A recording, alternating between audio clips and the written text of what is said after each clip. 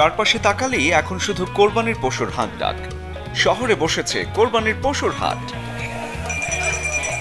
সবার এখন কোরবানির ঈদের প্রস্তুতি নেয়ার পালা। তবে ধর্মীয় দৃষ্টিকোণ থেকে নির্দিষ্ট করে দেয়া আছে কাদের ওপর ওয়াজিব এই গুরুত্বপূর্ণ আর্থিক ইবাদতটি। কতটা সম্পদ থাকলে কোরবানি দিতে হয় সেটাও পরিষ্কারভাবে বলা আছে। সামর্থ্যবান পুরুষ এবং নারীর ওপর কোরবানি করা ওয়াজিব। এখানে সামর্থ্যবান বলতে বোঝানো হয়েছে বছর ঘুরে যার কাছে নেসাব পরিমাণ সম্পদ অবশিষ্ট থাকে, যদিও সম্পদের নেসাবের হিসাবটি জাকাত দেওয়ার ক্ষেত্রে খুব পরিচিত।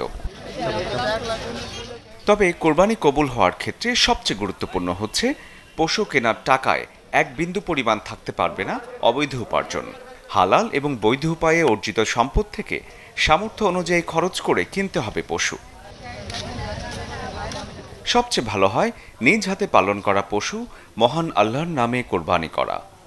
এতে কোরবানির মূল যে উদ্দেশ্য, সৃষ্টিকর্তার কাছে নিজেকে সমর্পণ, তা হাসিল হয়।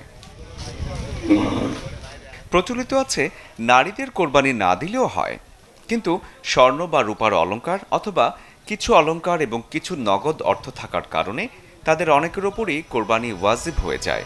তাই বিশেষভাবে নজর দিতে হবে এই বিষয়টিতে। শরীফুল হক, চ্যানেল 24।